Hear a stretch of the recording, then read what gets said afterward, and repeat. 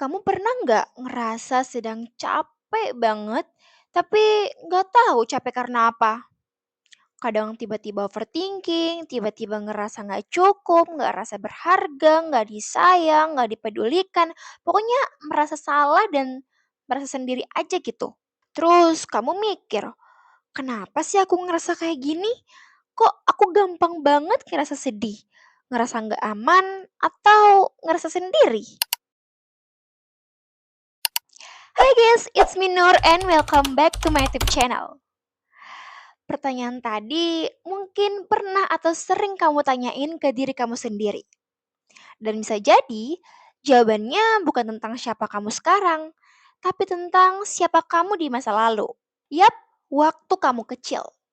Waktu kamu belum ngerti apa-apa, tapi udah dipaksa buat ngerasain semua emosi gak enak.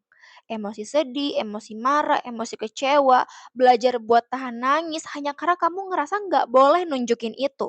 Dan mungkin bagian kecil dari kamu itu yang dulu gak pernah didengar, gak pernah diperhatikan, dan dituntut untuk selalu kuat, masih tertinggal di dalam dirimu sampai sekarang. Dan itulah yang disebut inner child. Jadi gini guys, inner child itu secara sederhana bisa dijelasin sebagai bagian dari diri kita yang menyimpan emosi, memori, dan juga pengalaman masa kecil. Semua hal yang kita alami di waktu kita kecil, baik itu yang menyenangkan ataupun menyakitkan sekalipun, akan terekam di bagian ini. Dan menariknya, inner child itu nggak mati walau kita udah tumbuh dewasa. Dia tetap ada, dia tetap hidup, dan kadang muncul lewat cara-cara yang nggak kita sadari. Misalnya nih, ketika kamu gampang banget nangis atau gampang banget sedih ketika lagi dimarahin ataupun dikritik. Atau kamu takut ditinggal sendiri. Atau kamu nggak percaya diri pada pendapatmu sendiri yang padahal semua orang tuh udah anggap pendapatmu tuh benar. Nah, perilaku-perilaku ini nih yang jadi tanda bahwa ada bagian dari inner child kita yang pernah terluka dan membentuk kebiasaan dan pola perilaku itu sampai sekarang. Inner child itu sangat penting buat kita kenalin guys, karena dia sangat mempengaruhi cara kita bersikap, berpikir, dan merasa sebagai orang dewasa. Jadi masa kecil yang penuh kasih sayang, rasa aman, dan dukungan itu biasanya akan membentuk individu yang lebih stabil dan percaya diri ketika dia tumbuh dewasa. Tapi sebaliknya, kalau waktu kecil kita sering dimarahi, diabaikan, gak pernah didengarkan, atau tumbuh di lingkungan yang gak aman, itu bisa jadi luka psikologis yang terbawa sampai kita dewasa. Dan lucunya banyak dari kita yang tumbuh dengan luka itu, tapi gak sadar. Sehingga kita tuh sering banget bilang, ya aku emang gini kok orangnya. Padahal itu pola yang terbentuk dari masa lalu kita. Kita juga sering banget tuh denger orang bilang, ah udahlah itu kan cuma masa kecil. Tapi kenyataannya masa kecil itu bukan cuma masa lalu aja, tapi justru sebagai pondasi. Dan kalau misalnya pondasi kita dari dulu udah retak, ya wajar kalau misalnya sekarang kita gampang banget goyah. Contohnya, anak kecil yang dulu sering dimarahi setiap kali nangis ataupun buat kesalahan, dia akan besar dan tumbuh menjadi orang yang sangat susah buat tunjukin emosinya. Atau anak yang misalnya akan dipuji ketika dia cuma dapat ranking doang misalnya. Bisa jadi dia akan tumbuh menjadi seseorang yang ngerasa dirinya berharga doang ketika dia berprestasi aja. Dan hal-hal kayak gini nih yang akan kita terus bawa sampai kita dewasa. Kita kira itu kepribadian, padahal itu luka guys. Luka yang gak kelihatan tapi justru membekas. Nah terus gimana dong caranya kita tahu bahwa inner child kita itu terluka? Nah, terkadang guys, tanpa kita sadari, luka itu masih ada kok. Dan kalau misalnya kalian perhatikan, sinyalnya juga selalu akan muncul. Misalnya, kita yang terlalu keras dengan diri kita sendiri, kita yang takut buat ditinggalkan, kita yang susah percaya sama orang lain, kita yang terlalu bergantung sama validasi dari luar, kita yang perfeksionis karena ngerasa harus jadi yang terbaik biar dianggap, atau kita yang gampang banget merasa bersalah bahkan untuk hal yang kecil. Kalau salah satu atau beberapa dari itu kamu alamin, bisa jadi itu suara dari inner child kamu. Inner child yang terluka itu seperti anak kecil yang diam di pojok ruangan. Gak ada yang melihat, tapi akan selalu berharap ada yang datang terus bilang, gak apa-apa kok, aku ada di sini.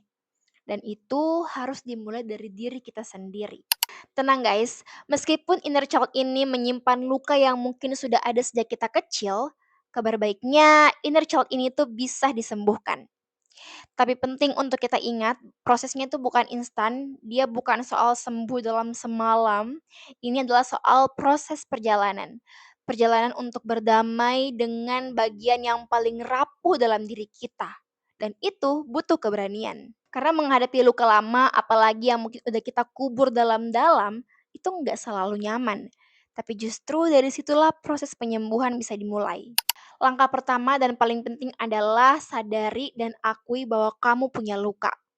Dalam bimbingan dan konseling sendiri, ini masuk dalam tahap self-awareness atau pemahaman diri, yaitu kemampuan seseorang untuk menyadari pikiran, emosi, dan pengalaman dalam dirinya. Seseorang gak akan bisa mengatasi masalah jika ia belum paham ataupun belum sadar bahwa dia tuh punya masalah. Jadi, sebelum kamu memaksakan untuk sembuh, kamu perlu berhenti dulu, duduk dengan tenang, dan jujur pada diri kamu sendiri. Coba deh tanyakan, bagian mana ya dari masa kecilku yang belum selesai? Atau apa hal yang paling aku butuhkan dulu tapi belum aku dapatkan sekarang? Bisa jadi kamu butuh validasi, pelukan, keamanan, atau sekedar didengar. Dan semua itu masih menyisakan bekas hingga hari ini. Langkah kedua, beri ruang untuk merasakan dan memvalidasi emosi yang muncul. Dalam pendekatan konseling, khususnya dalam pendekatan humanistik Carl Roger, ada istilah yang dikenal dengan unconditional positive regard, yaitu penerimaan positif tanpa syarat. Nah, sekarang kamu bisa belajar menerapkan hal itu pada diri kamu sendiri. Kalau kamu marah, kecewa, sedih, atau merasa nggak cukup, jangan buru-buru bilang, ah lebay ah gitu doang. Atau, aduh udah deh, gak usah drama. Stop bilang itu ke diri kamu sendiri. Karena perasaanmu itu valid. Biarkan diri kamu ngerasain semua emosi itu. Jangan tahan tangis hanya karena kamu ingin terlihat kuat. Jangan berpura-pura gak kecewa hanya karena kamu takut dianggap lemah. Justru dengan memberi ruang untuk merasakannya, kita sedang memberi validasi pada bagian kecil dalam diri kita yang selama ini diabaikan. Langkah ketiga, ngobrol dengan inner child kamu. Ya ini mungkin kedengarannya agak aneh ya, tapi dalam teknik konseling sendiri, khususnya pada pendekatan psikodinamik, ada juga teknik yang disebut dengan rekonstruksi narasi masa lalu. Nah caranya, kamu bisa mulai dengan menulis jurnal, berdoa, atau bahkan dengan membuat surat untuk dirimu di masa kecil. Bayangkan kamu sedang bersama dengan anak kecil versi dirimu. Dan katakan hal-hal yang dulu ingin kamu dengar. Kamu bisa bilang, "Hai, apa kabar? Lihat deh aku sekarang. Udah besar kan? Tenang ya. Sekarang kamu aman kok. Sekarang kamu bebas ngelakuin hal yang kamu mau dan suka. Gak apa-apa. Kamu gak harus sempurna kok. Kamu gak harus selalu nurut biar disayang. Kita usahain semua yang dulu kita inginkan ya. Dan pastikan kita mendapatkannya. Tenang aja. Aku akan jadi orang dewasa yang akan selalu ada buat kamu." Kalimat-kalimat itu mungkin sederhana, tapi mereka adalah bentuk kasih sayang dan pengakuan emosional yang bisa sangat menyentuh dan melegakan luka di masa kecil kita. Langkah keempat, bangun ulang batasan dan rutinitas sehat sebagai bentuk kasih sayang untuk diri kita sendiri. Salah satu efek dari inner child yang terluka adalah kita tumbuh menjadi orang yang cenderung people pleasure, susah nolak, takut mengecewakan, dan gampang merasa bersalah. Nah, mulai sekarang, ayo belajar berkata tidak tanpa merasa harus menjelaskan panjang lebar. Nah, ini disebut dengan assertiveness atau ketegasan pribadi. Begitu juga dengan waktu istirahat. Kita perlu membentuk rutinitas kecil seperti journaling, meditasi, tidur yang cukup, makan makanan yang bergizi, olahraga ringan, dan semua hal itu adalah bentuk dari self-care atau bentuk kasih sayang kita dengan diri kita sendiri lewat kebiasaan sehari-hari. Dan langkah yang kelima, dan ini penting banget, jangan takut untuk mencari bantuan profesional. Banyak dari kita yang berpikir kalau ke psikolog atau konselor itu cuma buat orang yang sakit psikis atau sakit jiwa.